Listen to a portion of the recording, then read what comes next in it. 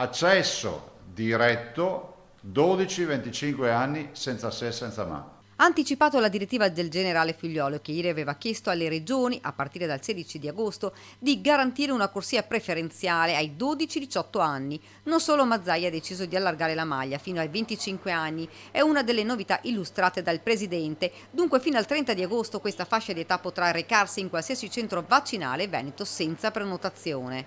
Da domani chi vuole anticipare la seconda dose, avendo già maturato i 21 giorni di Pfizer dalla prima dose o i 28 giorni dalla prima dose per Moderna, può presentarsi in un centro vaccinale e chiedere l'anticipo.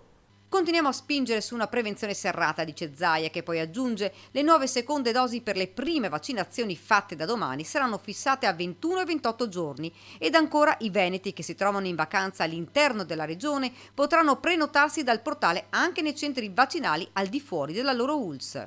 Può tranquillamente prenotarsi la sua vaccinazione fuori provincia, fuori ULSS, ma sempre nel territorio veneto. Non ultimo, gli imprenditori veneti in giro per il mondo che si sono vaccinati all'estero e devono rientrare in Italia hanno modo attraverso la loro ULSS di scaricare il Green Pass. Ovviamente, sottolinea Zaia, i vaccini fatti devono essere quelli autorizzati dall'EMA.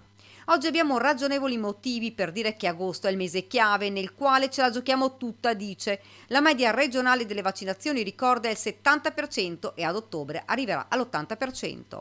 Confermiamo che in terapia intensiva la quasi totalità dei 28, forse 26 sono non vaccinati. Ma soprattutto il dato inquietante è che dai 50 ai 59 è la fascia di età nella quale sono praticamente anche lì, penso il 90% o giù di lì, non vaccinati, ricoverati in ospedale. Altro tema è stato quello della terza dose, ad oggi ancora in un'incognita, ferma Zaia. Se sarà confermata dovremo fare altri 4 milioni di inoculazioni, sottraendo quindi personale sanitario da tutte le altre attività. Servirà l'aiuto di medici di base e farmacie.